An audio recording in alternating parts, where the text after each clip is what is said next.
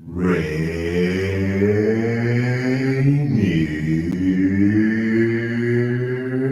Avenue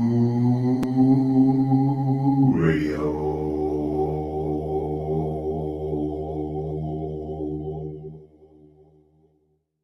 Generational wealth.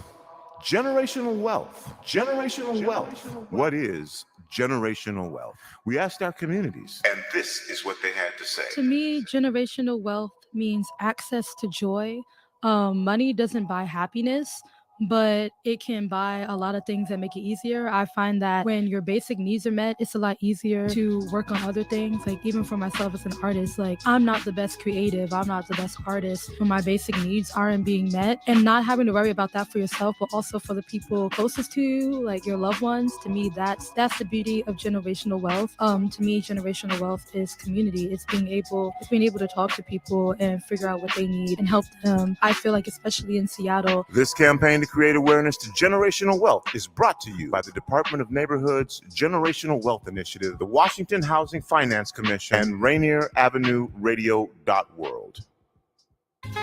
This is Big Poppy, host of Jazz from the Cabinets.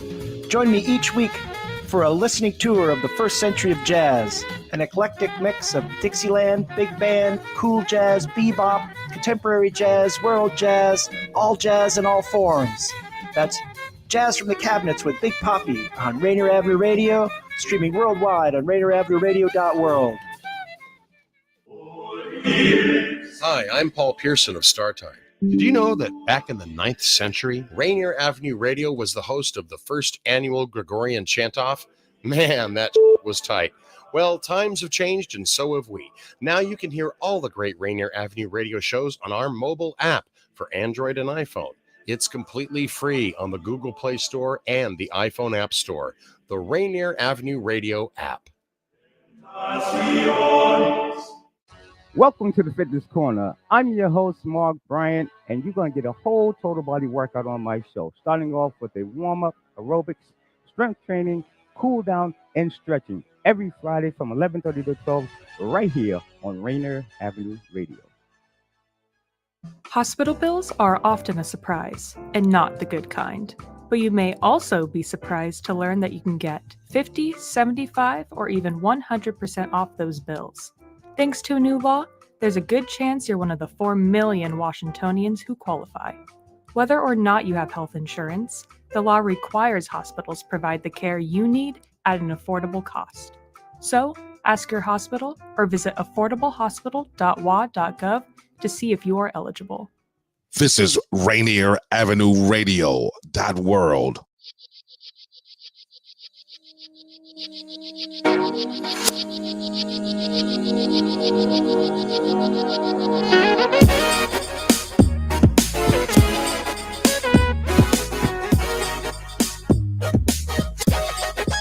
Good afternoon, ladies and gentlemen. This is Juan Cotto touching bases with you.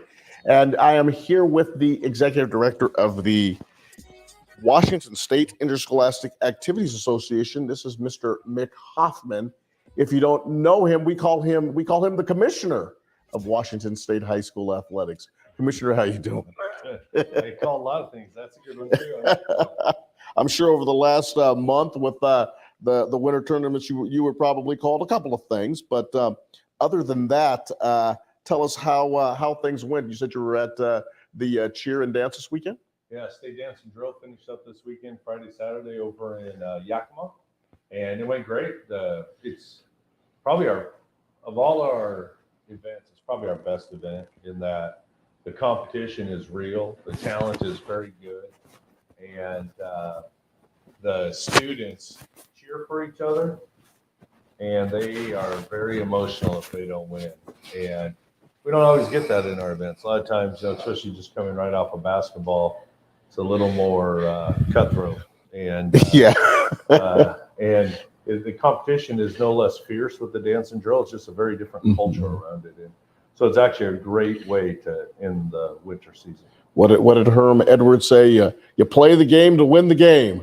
Yeah. And it's a little bit more of and certainly I'm sure it's competitive, but like you said, just a little bit, the attitude is just a little bit ratcheted down. Oh yeah. I mean, I think we get more protests from coaches and rules committee meetings during state dance and drill than we do during all our basketball tournaments combined. I mean, they're out there to win. They compete, and I'll tell you, when all the seniors come down at the end, they do this light show with glow lights and neon. It's really cool, and turn all the lights out in the place, and they have a good time. And then we start announcing winners, and they're coming up getting the hardware. And the ones who don't get first place that expect it are not very happy, and the ones who don't get any at all are devastated. So it's real competition. It's a really unique, it's a really cool event. Rainier Avenue Radio.world, as you know, is your place for just about every type of music. If you were listening to the lead-ins, you heard that we are, well, I tell you, that jazz show sounded so good, I have to listen to that. But if you like music, we have music. If you like politics, this is a political year, a number of city council races going on. You're going to hear some politicking going on. And then, of course, if you like baseball, and Daniel, I see the advertisement up there. I just can't read it. My eyes aren't very good. But nevertheless, I do see that up there. So whatever Daniel's promoting, I'm sure that it is good. And then, of course, we are doing our baseball game this Friday. The Ingram Rams are going to be playing the Cleveland Eagles. That's going to be March 31st. That's Friday. And that's going to be at 3:30 p.m. We're going to be at Old Brighton Playfield. Geez, that's a place I used to play baseball at. I'm looking forward to going back. I haven't been over there in a little while. I think they even have some field turf on it, one of the few South End fields that do. And Ingram trying to get itself together. Really decent program. I know they got a lot of kids up there and trying to work on that program. I know they have an idea. Cleveland, the last time we saw them, they had their wrestling team out there playing Rainier Beach and just really playing for the spirit of the game. And I know that Cleveland's got some athletes in the Beacon Hill area starting to put baseball back together. So it should be a really good contest.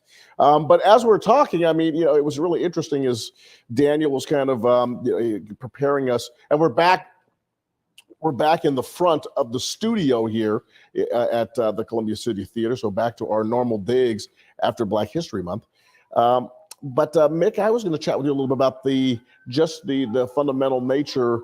And you and I've had these conversations so many times, and hopefully it'll be a little bit more of a carry-on. But, I love it. I love going to see teams like Ingram and Cleveland, and their parents and their supporters don't get a chance to see them on regular television and some of the games that go on during the year. Very, very busy today on Rainier Avenue, as you can tell. And this is going to be a nice opportunity for us to really examine the impact of kids. We got to see a baseball game last week, Daniel and I, and we'll let Tony B know that it was cold and we need some Rainier Avenue Radio gloves. But it was a 30-0 victory for the Ballard Braves. However, I'm sorry, the Ballard Beavers. However, those kids at Rainier Beach, they didn't care. They were out there. They were laughing and enjoying themselves. It really did bring up to me what the true spirit of competition and what the true value of sports was. And there wasn't any anger towards or animosity at the end of the game. The Ballard coach did what he did what he could do to keep the score down, and he put new players in the ball game. They just tried to make it a festive effort. And I think that's what sports in the community should be about. I totally agree. I mean, it's all about perspective. And, in some situations they're very competitive because you have teams with players that have played for a long time and prepared for high level of competition. Rainier Beach, turn around and look at them in basketball. It's a very different program for a variety of reasons. And so being able to go out and compete and get better, I mean, that ultimately it's kind of a cliche, but you really work to get better. And when you get good enough, then you can start competing for postseason and hardware. And unfortunately, sometimes we lose that perspective. And so it's great to hear. I mean, normally what we deal with in the office is all kinds of anger over a 30-0 baseball game. First I've heard of it, which is a good sign. And that the students on the low end of that score were actually, having fun. And so the goal would be, how do you keep them out? How do you keep them getting better? And the next time, if it's 30-15 or 20-10, you've measured progress. So seems to me that the select programs, and this is a conversation I got in over this particular game, with some friends of mine, and obviously, and I talk about it. Clemente's in a select program. His dad and his mom drive to Woodinville. And this is, and I have friends of mine who have kids who play all over the Puget Sound, basically, to get on, I guess, in competitive situations. And you talk to other parents, and I'm not the only one on the team. We have kids driving from everywhere. We have a kid coming in from Stanwood, which is unbelievable. And to me, in terms of the distance that kids are coming. And I guess my question, Mick, is obviously, and you said it. I mean, here in the city, they who own the city seems to own the hoops. Rainier Beach has a phenomenal basketball program. They who have some money and athletes usually dominates in football. How is there a way that we can break down a balance in some of these, or is this just the way it is, given the nature of how these AAU/select/ programs are running these days? Yeah, I think the only way we can do that is we have to change the model where, and so let's stay with Rainier Beach, that there are 3A in everything. Right. Like maybe their basketball program, our classifications are really based on size of schools, not quality of programs, right? And so there's going to be some competitive equity issues with that. And we're trying to address that a little bit with the modifier based on socioeconomics, free and reduced lunch. Qualifying to adjust, but even that, that's not an end all be all. Some states, you are classified by sport based on how you did the year before or 2 years before. California is doing a model where I think their teams get placed in classifications during the actual season. I don't know if it's football and basketball. So there's some creative experiments going on out there. But without doing something like that, yeah, we're going to have inequity. And we see it in the NBA. We see it in college athletics. We see it at ours. And so we either have to just accept it or do something about it. And I would hope that we'd keep working to give every kid a chance to compete when they go out. You bring up something in that is the disparity between in terms of the score. And you're absolutely right. I remember a few years ago, maybe a decade ago, 12, 13 years ago, your predecessor, he had to deal with a situation where there was a score, I think, over on the east side. I think a team beat a team from Franklin. Some of the girls sent a softball team over, and they won like 66-0. And of course, in the paper, they dramatically make it a bigger issue than it probably was. I'm sure the girls probably had no issue with it at all. And they probably had a good time and had fun on the bus ride over and the bus ride back. In terms of the score equity, is this does this become a problem though? Do people come in and say, hey, this team shouldn't be beating this team, 60-0? Yeah, I mean, we'll reach out. Our setup is a little unusual in that the regular season's really up for the schools. And so, our advice always is, number one, be intentional in how you schedule. Like, especially if you're going outside your league for non-league games, you need to go find games that are going to give you a chance to at least have a competition. But some leagues, like what the Metro did, hats off to Pat and Tara, developing competitive levels within the Metro in both football and basketball that I'm aware of, where they didn't go through and play everybody an equal amount of times. They put top 8, bottom 8, or side 8, left 8, however you want to call it. And so they tried to avoid some of those blowouts. The tricky part is when you do that, then all of a sudden a team, like one basketball team was 14-0 at one point. Everybody's saying, they should go to state, but they still have to play their way through that top 8 in the Metro tournament and then the Kinko. So, but at least during the regular season, they're getting some good competition, right? Fair competition. And I mean, the reality is most of our students aren't going to play. Like, went down and watched some of the women's final Elite 8 here in Climate Pledge. Most of our girls are never going to play in a tournament like that. Most of our boys aren't going to go play in the NCAA tournament. So their experience ends in high school. So we need to maximize that experience. It's such an important thing in terms of maximizing the experiences, as well as the coaches. And I think what you said is so important for the schedulers and the athletic directors to make sure that they're putting together good competition and quality competition, and also competition that is within a team's range. I saw Matt Fields. I had an opportunity to speak with Matt before the ball game, and shook hands with him and gave him a big pat on the back after the ball game. They had baseball coach at Rainier Beach. How does a coach in that situation pick it all up and process it for the kids and encourage them to come back next week? Yeah, I mean, I think you have to break it down into small wins within the game. So, what are things that they're focused on internally as a team to get better at? Could be, putting the ball in play. It could be number of errors. It could be what have you. And the scoreboard becomes completely secondary to these other things. That if those players trust him, right, and he shows that he loves them, that they're going to have a relationship, then over time they're going to be able to chart progress. And it doesn't have to be related to the score. So what do they have to do to get better as a team? Whatever they've identified and agree on, and that they chart and stat that and use that for their scoreboard, and they focus on that. Okay, the game's 30-0. I mean, you lose 1-0 or 30-0, you still lost, right? You go 5-15 or 0-20, you still aren't going to the postseason. So what are you doing within those 16 baseball games or 16 fast pitch games? So I think that's, as a coach, what you do is you break it down and you allow your players to see their work is paying off. They're making progress. And someday those wins are going to come if they stick with it. And I tell you what, the star of the game was Daniel Bellis, because for 2.5 hours, we were able to really entertain an audience, talking about whatever came to mind. The altitude of airplanes just flying west of us, heading into SeaTac. We talked about documentaries, books, and we just watched the game go on. And hopefully it was going to end, and eventually it did. It sounded like Daniel ended up in a nice warm bathtub. You are live on our community radio station, your community radio station, Rainier Avenue Radio.world.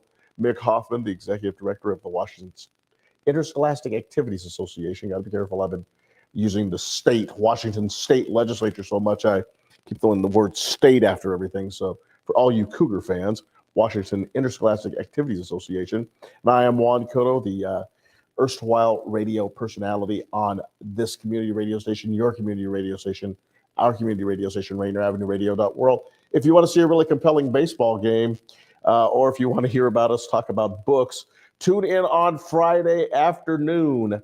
The Ingram Rams are going to be taking on the Cleveland Eagles, and that's going to be at Brighton Playfield starting at 3:30. And really excited to be bringing Metro League baseball action. Really excited to just bring baseball back to the community. We've been gone with it for a couple years. Just so many things going on and pandemic issues, and now we are back and looking forward to being back to bring you America's game, our game, to the community. And Daniel and I were talking about it. It's just, we just think it's really, really good that we show as many teams as possible.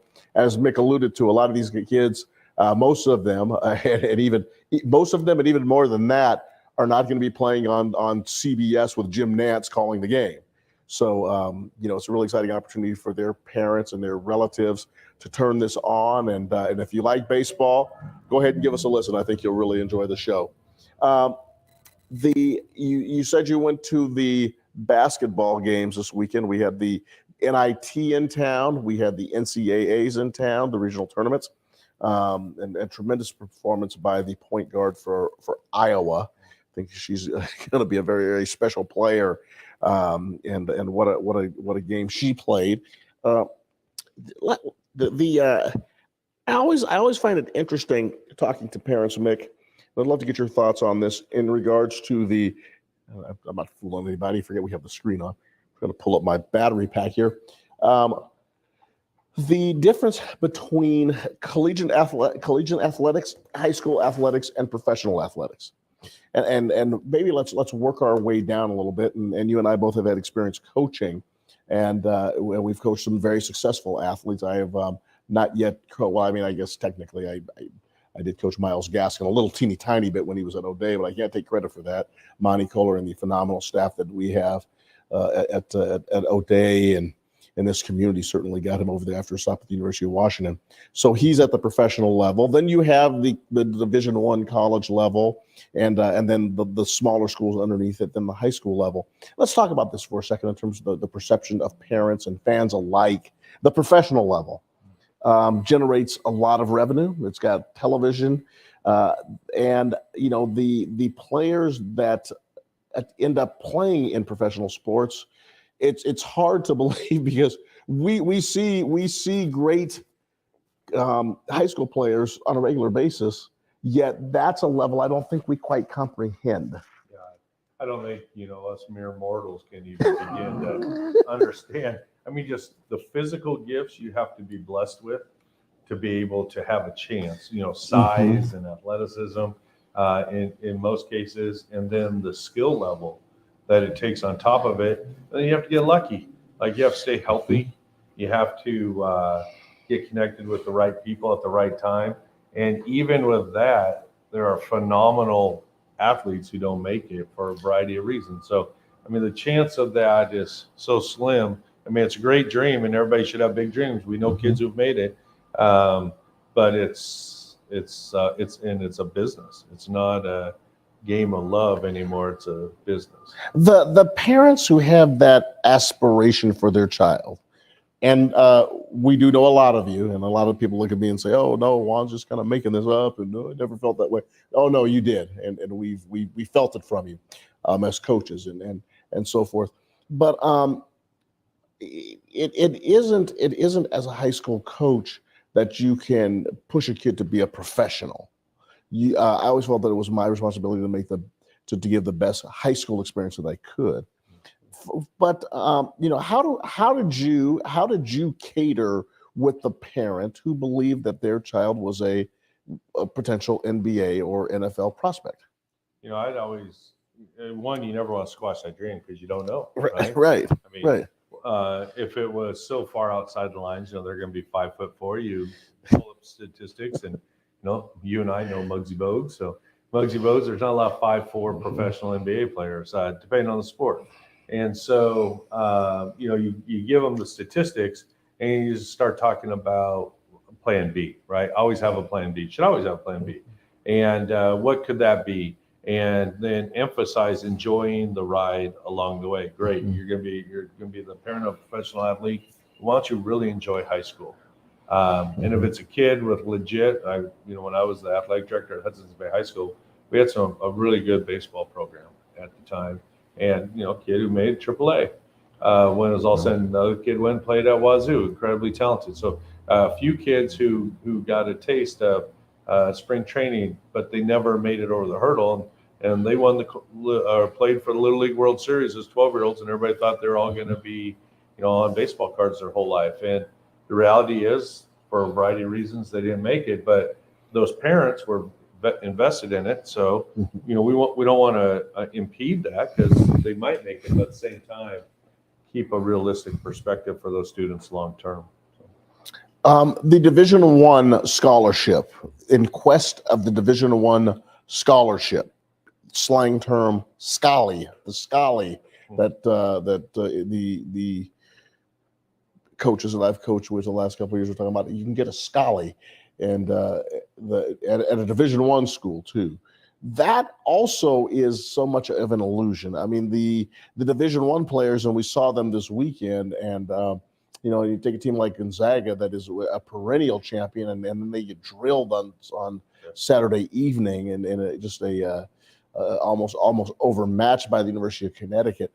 And you think about the players at that level, as we start moving down the list.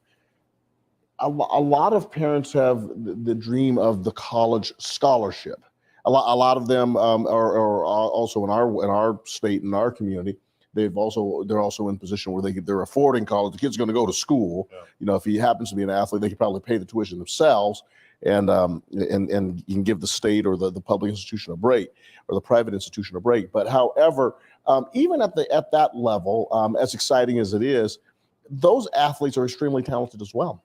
Oh yeah, I mean, the reality is, if you want to play in college, there's a place you can go, or you can pay your money and go to an NAI or Division III school, even a Division II if you have some talent, and get on a team. There's some place for everybody at the college level. They have too many spots to fill, and those colleges, some of those colleges stay with basketball. They'll put 20 kids on their roster if they're paying tuition, right? It's a fundraiser for the school. But yeah, the reality of a Division I scholarship and a full ride, I mean, baseball, well, they give, there's less money than half a scholarship for everybody. So a few arms are going to get full rides. A couple big bats might get full rides or a close to a full scholarship. And the rest are all partials. And so a lot of people don't do their homework and don't realize, there's scholarships. Not very many kids get them, number one, and even fewer get full rides. You still have to come up with a bunch of dough. So. You used a term that was so important, do your homework. One of the things that we try to stress in college, in high school athletics, is do your homework and making sure that the Scally is a scholarship, which means that you're going to have to study something in return for the athletic scholarship. You're returning and you're going to get a degree. The degree becomes a form of payment. Although, and we'll touch on the NIL here in just a second, but the bottom line issue is that the scholarship is to produce scholars. So it is relevant that you do well in school, correct? Yeah. Well, especially just to qualify to play. I mean, you have scholarship and then eligible or can't stay eligible, that's not going to work out too well for you. So, yeah, I mean, the reality is there's not a whole lot of jobs that require a college diploma. I mean, but almost every job requires some type of post-secondary training, right? Whether it's a trade school or tech certification, being able to walk out of high school and go get a job, a well-paying, job that you're going to comfortably support your family is difficult nowadays in the world we live in. But you also don't necessarily need a scholarship. So, just having parents have a realistic, for every dollar you go spend on club stuff, put one in the bank for college or trade school. Oh, right? And then baby. you tell me which investment's going to pay for more of your student, post high school graduation experience. I love that. Education. Dollar cost average. Yeah, and a lot of people are preying on parents because parents love their kids, right? And they want to give them something they didn't have. They want to be successful. They want to live that dream for their kid. And so they're pumping money into these because people are telling them how great they're going to be. I don't think anybody's guaranteeing, who are doing the training and the club stuff. I don't know if anybody guaranteeing a scholarship or, what I'm saying. And so they're taking all this money with all this hype. And then that's where some of the conflict comes in the school, because all of a sudden the high school coach isn't playing that student as much as the club coach is saying they should, because the high school coach, they want to win, but they're not obligated to ask for money. And the people who've been coaching them up for money are telling them they're really, really good because that's what they need to hear to keep them back as a paying customer. Not everybody does that in the club world, but there's a lot of that happens. And the reality is there's only so many spots. So yeah, you can understand how parents get. I have very good friends who got caught up in that. And it's like, did you know the odds of this going in? And how many kids are also doing the same work, the same club work, the same training as your kid? There's still only so many spots out there, like the reality of it. So, parents lead with their hearts because they're parents and they love their kids. And I mean, thankfully, that's how they do it. But when people take advantage of it, that's really frustrating to see it here. Mick, and we have about a minute. I think we're coming up on a minute before the break, maybe about 90 seconds. Mick, the professional sports is about civic pride. See us win the Super Bowl, we all go crazy, and we go to the parade, and obviously it's a business in our community. The colleges have always intrigued me for the simple fact that I went to a game one time. I was at a Seattle Mariners game. I was trying to get a bat autographed by Gerald Perry, the hitting coach. This was back in 2002, Mick, and I had an Oregon Duck hat on, and I went to school at an Oregon State. I went to Western Oregon State System of Oregon education, but a guy came up to me and he got in my face and started yelling to me about the Huskies and the Ducks, and he was yelling at me as a big Husky fan. And I said, whoa. Did you go to the University of Washington? And he said, no. I said, you didn't go to the University of Washington. I said, interesting. I have a master's degree from the University of Washington. So would you please get out of my way? The intrigue, how has college sports become this almost professional thing within a community? Yeah. well, they do a good job marketing it, right? People, it's accessible to all of us. And part of human nature is we want to belong to something, right? We're loyal to people we care about. We're loyal to things we want. Why we're here for Tony B, right? You get a good man, he asks you to do something, you're going to do it because he's a good man. Colleges have that same impact on people. They want to be a part of something. When they're winning, the bandwagon gets real full. I'm a Cubs fan. 2017, I almost lost my seat after 16. Now I get back to driving it, right? Everybody's left the bandwagon. So that's the nature of sports. And yeah, people have, and that's what makes it fun, is the passion and the emotion, but it can be manipulated and twisted that way. Watching people fight in the stands of watching a game, you're like, are you kidding me? Like, how can you lose your mind over this? He always brings the truth. Mick Hoffman, ladies and gentlemen. We will be back after a 2-minute break on your community radio station, WIAA Primetime, on your community radio station, Rainier Avenue Radio.world. Rainier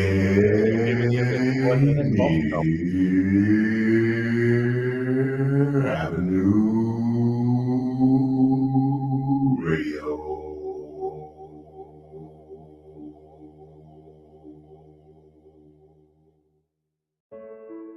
COVID-19 hurt my income, my health, and my family. We were about to lose our home when we heard we might be eligible for homeowner assistance funds from the government. We called 1-877-894-HOME, and a housing counselor stepped in. They talked to our lender and saved our home. Because falling on hard times does not have to mean losing your home.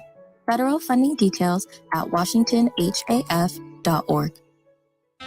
Hello, listener. What's important to you about what's going on in your community? Are you interested? Are you concerned? In any case, I invite you to tune into my show, Seattle Here and Now, on Rainier Avenue Radio.world. Why? I will be covering a wide range of topics important to you and impacting the community. Each show will have a special guest or guests to share with you information on a variety of subjects that are happening here and now in Seattle. I promise I will work hard to make my show informative, interesting, and entertaining. Be sure to listen to Seattle Here and Now on Rainier Avenue Radio.world. I'm Paul Pearson, host of Star Time. And back in my day, when we wanted to hear the radio, we had to stick a couple of coat hangers on Grandpa's head so his cavity fillings could pick up an AM station. But it's the 21st century now, so whenever I want to hear Rainier Avenue Radio.world, I listen to it on the brand new Rainier Avenue Radio app on my Android or iPhone. Download it for free at the Google Play Store or the iPhone App Store, the Rainier Avenue Radio.world app. You're listening to Rainier Avenue Radio.world. I'm Granville Emerson along with my partner, Ronald Pepe Bean. And we host the show Lidline Sports right here on Rainier Avenue Radio.world, where we talk about football, basketball, local sports, national sports, Seahawks, UW, Seattle U Redhawks, Garfield Bulldogs, all that and more right here on Midline Sports on Rainier Avenue Radio.world.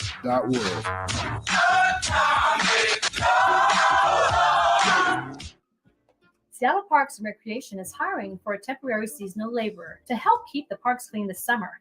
A seasonal laborer makes almost $26 per hour and is assigned to a variety of work crews, including grounds maintenance, on a garbage packer truck, or on static assignment. Please apply if you're interested in working outside in our city's parks at bit.ly/SPRL2023. This is Paul Pearson, host of Star Time. And when I'm not driving my sweet AMC Pacer through the car wash, I'm listening to Rainier Avenue Radio.world. You missed a spot.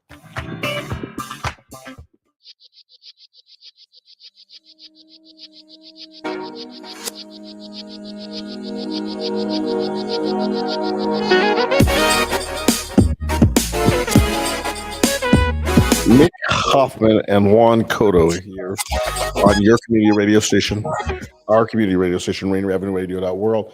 Having been now in my 6th year here at Rainier Avenue Radio.world, there is nothing that I can't overcome on the air.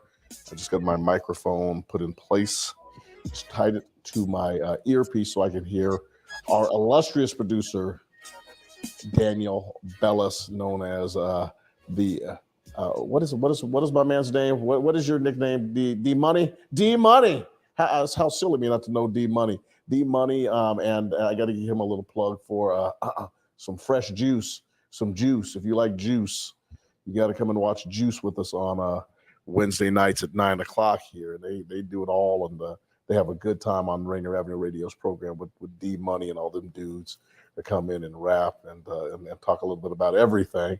Always having a good time on Rainier Avenue Radio.world. Then, of course, on Friday, if you want to hear another baseball game, and no one has more fun than Daniel Bellis and Juan Cotto at the old ball game. And we have Ingram, we have the Cleveland Eagles. Hopefully, I'm going to pray about this, that we have some warmer weather, man, because we got caught in a little bit of a blowout the other night. It was the kids were great, the coaches were great, everybody was great, but we all came together because it was a little chilly. And if you love baseball in Seattle, you know it's going to be that way. And my goodness, it was a little chilly that night. But we're coming back, and we'll be here Friday evening, 3:30, with the Eagles and the Rams, and it should be an exciting contest for you all. So once again, if you love sports, we got it. If you love radio and music, we have it. If you like political talk, we have a plethora, and we have more coming up for you this summer on our community radio station. There's a Venmo account you can make contributions to. Please consider funding public radio and some of the things that Tony B is doing in the community to broaden things up here down on Rainier Avenue. And of course, on Tuesday afternoons, 3:00, you can count on it. Juan Cotto and Mick Hoffman are going to be here, and we're going to talk a little sports, talk a little everything, talk a little personal stuff. One of the areas before we leave the pantheon of sports in our culture, professional, college, and high school, the NIL. And I was wondering if the NIL, and we're seeing all these crazy numbers of high school kids, right? Arch Manning has got $7.3 million in NIL, and Bronny James, the son of LeBron James, has like $4 million in NIL. And these kids are coming out of high school millionaires. Mick, we're in the wrong profession. We need to come back as 18-year-old athletes. Yeah, but you named two out of how many million? Right? Yes. I mean, because again, you go by statistics, and they're extremely talented young people that are being rewarded no different than any other 18-year-old that comes up with a new app or anything else. So it seems fair. They're getting what they get. They provide a service or work. The reality is there's not a lot of people who have the ability to do that. So, but yeah, I can't imagine. I mean, both of them with their families, they have people who will help them. But imagine if you're it was you or I, the first in our family, to all of a sudden have something and have to navigate that at that age. I mean, I can barely pick a college. Who has this become an issue in Washington State high school athletics? No, because our rules were already set up. We didn't have to change our rules for the NIL.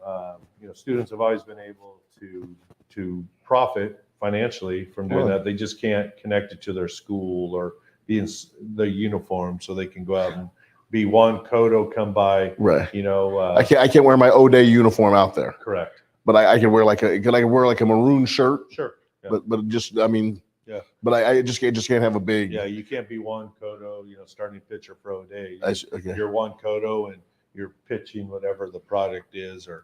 I bet the sales would go down. I think there's a reason why I have not been asked. Yeah, so we are lucky in that way. Our rules have always been pretty liberal to give students a chance to work and whatever that work looks like. So that's all. It's great to know here in Washington State, and so the students can really participate in basically what. And how do you feel that? I mean, you touched on it, but dig a little deeper. I mean, it's tremendous benefit to the kids. And for some of them, hopefully it's making a difference. I mean, the Manning name and the LeBron name, because the wealthier get wealthier. But there are some students who this is really, creating some benefit for. Yeah, I mean, even if they're picking up a few $100 and for a teenager and maybe from a family without, a lot of extra financial, helps pay for some of the training to kind of balance what we talked about, that playing field of access and opportunity. So. They can go work a job, anyway, and they can be creative with art. They can create art and sell it. So Why not, if people are willing to pay for them to endorse a product or whatever, because their name is well known? Good for them. Mick Hoffman, the executive director of the Washington Interscholastic Activities Association on Rainier Avenue Radio.world. Mick, the high school athlete, the high school athletics, it hasn't changed, or at least it seems like it hasn't changed. I mean, it still is this celebration of kids getting together, representing their schools, after school usually, sometimes in the evening, sometimes on the weekend, going and playing in other communities' teams or in other neighborhoods' teams. We saw that with Ballard and Rainier Beach in baseball the other day. We saw it in football and basketball. We're seeing the girls' sports now. High school sports as a enriching opportunity. Certainly, there's been some incidents where there's been some teams, and so people are looking for me.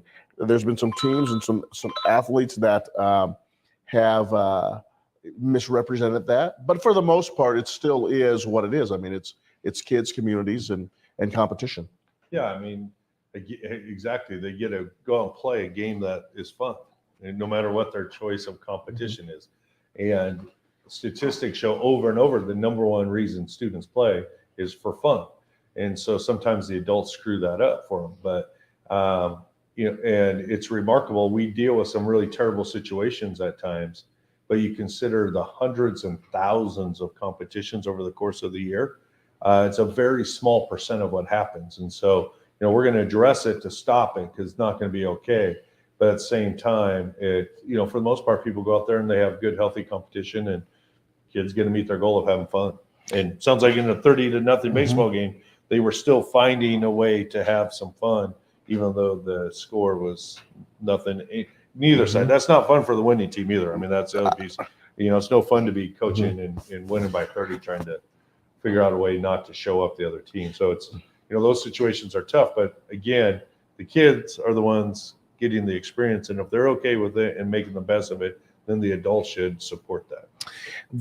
I had an opportunity to basically talk with Doug Montgomery, the head coach at Ballard, after the game, and you're absolutely, I don't think he enjoyed that game. Yeah. I think he enjoyed coming down and playing Rainier Beach. I don't think he enjoyed that result, and certainly I think he was very, very classy about it, and as classy as he possibly can be. And same thing I think with all of the basketball coaches. Coach Buffet, I don't think he likes to go in and drill somebody, the way that Rainier Beach can do at times. But it's a part of it. The athletes themselves, and we've seen a tremendous rise in the talent. We've seen a tremendous rise in like you said, this week, in the spirit, but the way the games are played, they're faster. The athletes are all seem to be training at these different facilities now, and we're seeing a much better game. And explain to me how that kind of fits into everything, because we hope to see, you want to see a good contest, and some of that we talked about the disparities, but for the most part, we're seeing some really good athletes and some really good competition too. Yeah, which is, we talk about the negative side of club sports a lot, but that's a positive of it, where high school coaches can't work with their students a majority of the school year. And so somebody else is helping them with those skills and get better. So, yeah, I'll tell you, I made all 3 basketball tournaments this year, Spokane, Yakima, and Tacoma. And where I saw a huge jump in talent was on the girls' side. It was, the 1B girls basketball was pretty good basketball. And a lot of the times they might only have 8 girls in their school to play.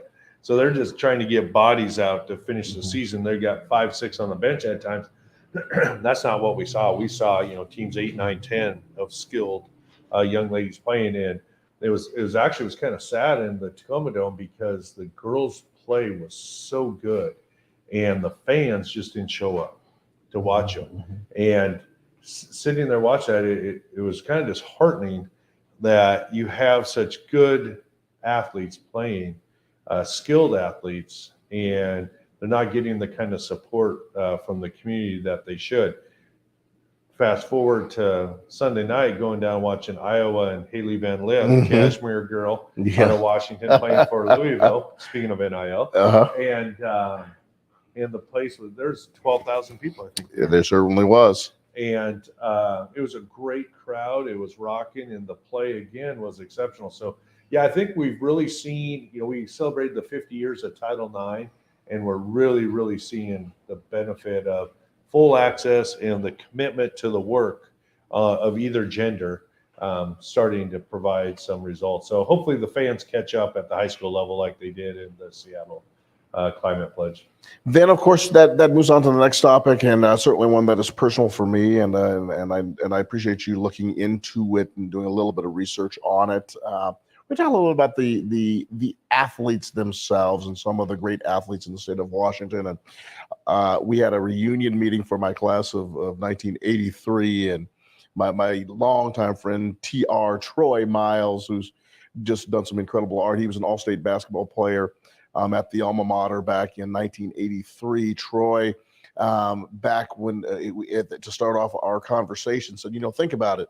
In 1983, if someone said they were celebrating their 40th year reunion, that would have been 1943, and we would have thought those guys are ancient, because people think we're ancient, and we are, and that's absolutely right. But a very, very special person passed away last Wednesday in our community, the great JoJo Buchanan. JoJo was an incredible three-sport athlete. And I think in his story, Mick touched the whole gamut. He initially attended Kings Garden High School, had to go hardship to the WIAA to transfer. When he transferred to O'Dea and didn't have to sit out a year, was a McDonald's All-American. I believe he was one of the first to participate from Washington State in that game, and ended up accepting a scholarship to Notre Dame. In the recruiting process up at the school, we get to see Mike Krzyzewski. And he turned down Duke. He did turn down Duke, but everyone now said, why would you turn down Duke? And we were telling people, you don't understand.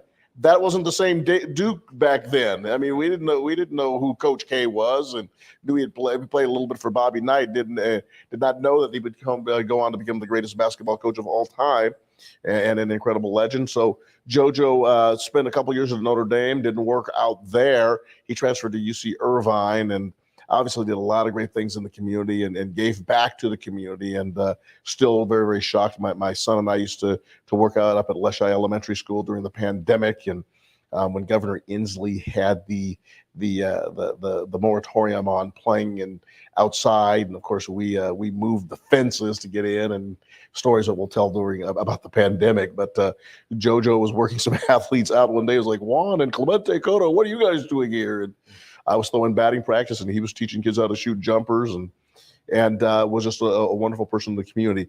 So on a couple of different levels. Number one, the great athletes in our community who give back.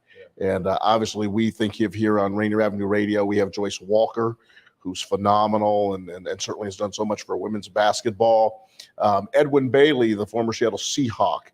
And he's called many years of games here on Rainier Avenue Radio, and he's now coaching at Rainier Beach, and had a chance to catch up with him last year, and always such a blast to catch up to.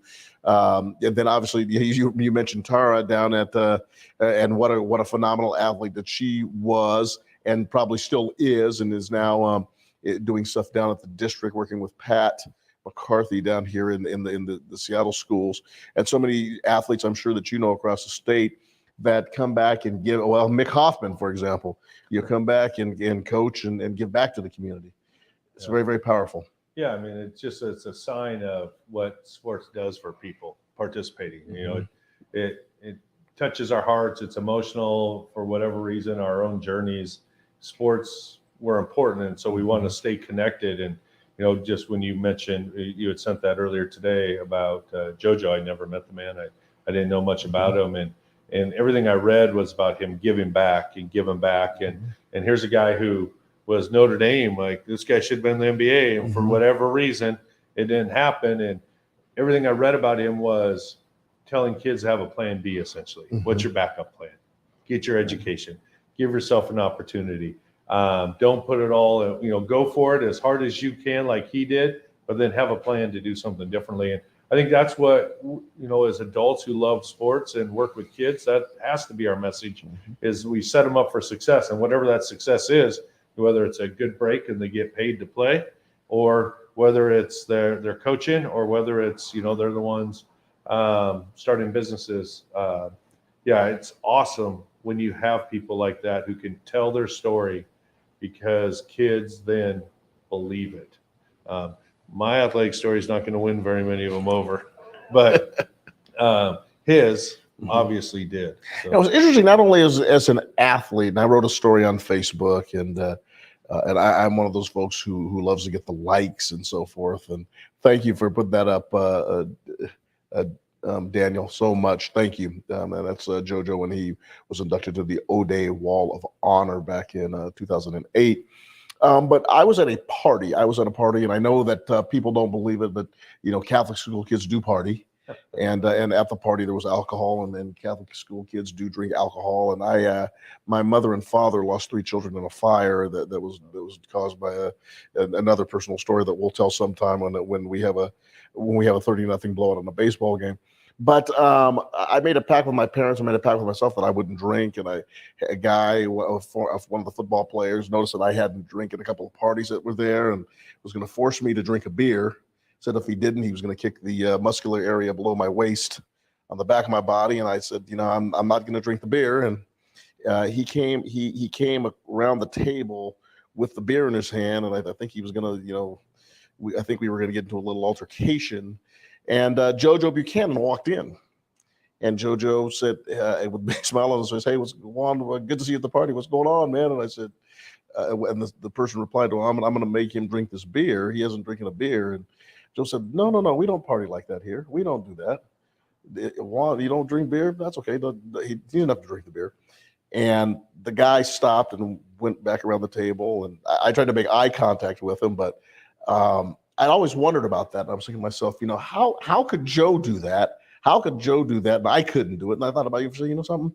Joe is a man, and Joe, when he had the respect, and when he gave respect, and when he said things, he had that natural talent of a leader that I think athletics develops. He was a quarterback of the football team. He was the point guard on the basketball team. Baseball was his third sport. His father made him play baseball, and he threw 90-mile-an-hour lasers. Wow. And he ended up getting drafted, I think, by the Baltimore Orioles. And I'm just sitting here. I remember I played catch with him one time, and that was it. I never played catch with him again, because I had to get a new the glove. He just burned it off.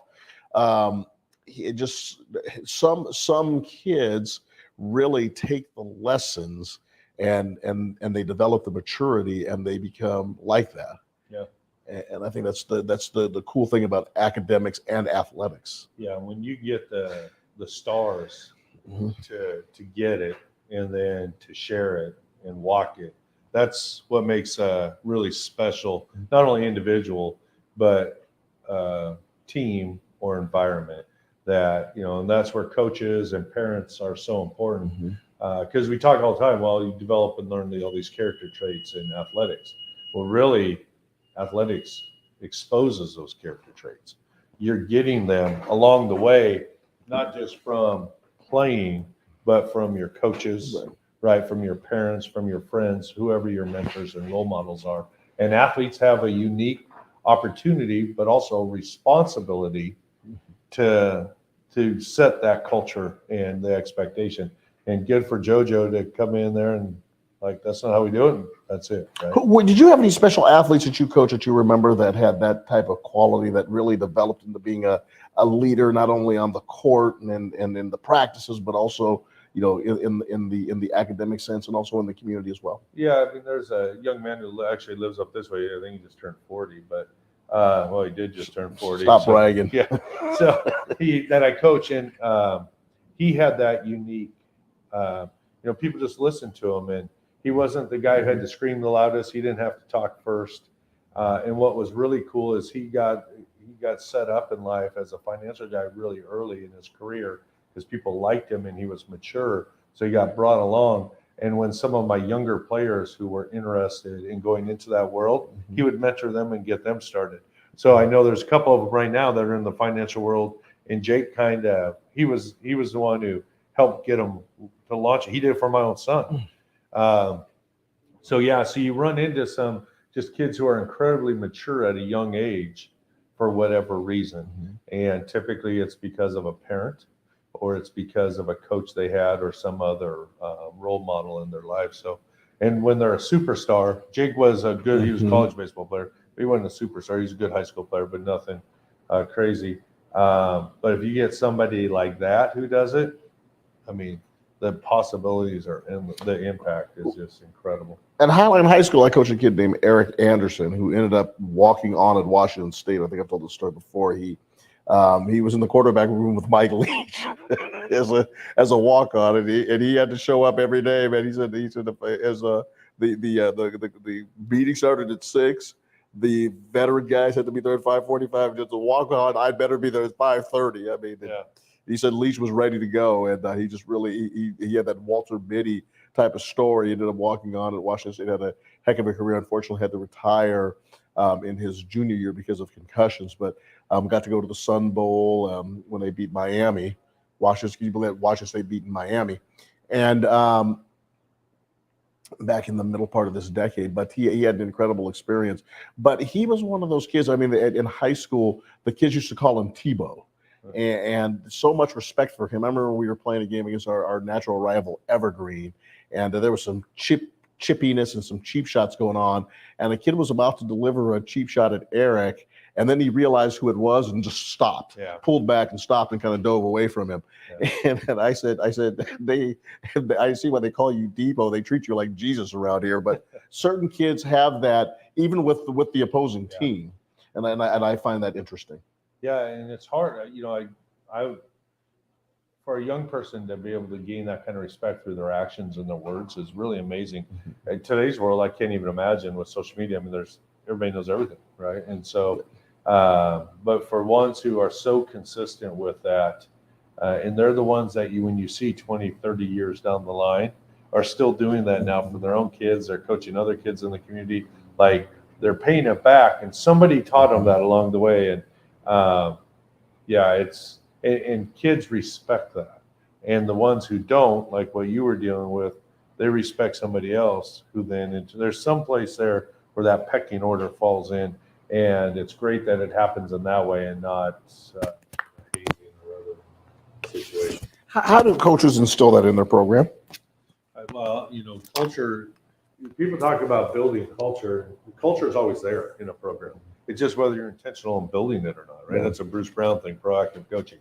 So you have to be intentional. So I think as a coach, you reward, you give a vision, a clear vision of what the expectation is.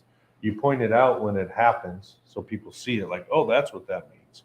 And when it's not happening, you address it in a way that fits your culture. You don't have to address a kid down or embarrass them, especially the first few times. Maybe it gets to a point where something is so critical you have to do it right now in a more public setting. But I think a coach does it with their actions, and consistency and reiterating what the expectation and vision is of the program. Because your team's going to have a culture no matter what, right? Just whether it's going to be a healthy one or intentional or not. Do you think that can come within the high school, or can the coaches actually take kids in a rough environment and create an environment that's positive? Oh, I think absolutely. I mean, we have coaches who do it right now all over the state. So they come in with clear expectations. The issue is, does their administration and their community support them while they go through that transition? Because it might mean having to have some of your better players not be a part of the program. So is it the quality of the talent, or is it the quality of the program that is your driving force and your priority? You talked about kids. I had a kid who ended up being one of my favorite kids I ever coached. He got to play some small college basketball. And family had been kind of homeless and split family. And my very first year, his older brother, who is a really good basketball player, got in trouble once. We dealt with it. And then again, he got in trouble. So I had to dismiss him from the team. And I went right to this young man right away, who was a sophomore at the time, and explained to him what we were doing and why. And he said, no, makes sense. And he ended up being like, we did all kinds of stuff. I mean, it was probably a WIAA violation, but he worked for me all the time at the house, and I paid him because he needed money, but he always worked for it. And now he's one of the kids who got mentored by the other kid we talked about, and is highly successful and has a family, and providing for his entire family. and the older brother got dismissed, ended up being successful as well. So, but if I would have let that go, then that becomes okay, right? And so, yeah, I think you can do that in any setting as long as you have, my AD supported that, my principal supported that. If I would have had an AD or principal didn't support it, I would have had to go get a different job, but which I would have done. Something, it just seems like we get so caught up in the scoreboard, but it's moments like these we realize just how important sports is. Oh yeah, absolutely. And like you said, it's creating victories, and we talk about it, but creating victories and having it be meaningful. Yep. This is Mick Hoffman. He is the executive director of the Washington Interscholastic Activity Association. Thank you so much for taking the time to come up here on Wednesdays, and I just appreciate the fact that you and your staff finally. Tuesdays. I'm sorry, I'm in a whole new world, ladies and gentlemen. I'm a day off, one day off. Thanks for coming up on Tuesdays. And I was thinking tomorrow was opening day, right? It's Thursday now. But Mick, thank you for coming up here, and we appreciate you doing that. Thank your staff, Andy and the rest of them when they come up. Always so great to chat with them. And thank you so much for your leadership in this important area. And to my O'Day brethren and classmates from that era, obviously we lost one of the giants of our school, and obviously we were thinking about the JoJo Buchanan family and so many others in our community. But JoJo was an outstanding human being. He was an outstanding person. He was a man, and I will always be indebted to his leadership and learn so much from him, and he will be greatly missed in this community. So our condolences to the Buchanan family. Thank you so much for tuning in on our community radio station, Rainier Avenue Radio.world. See you next week.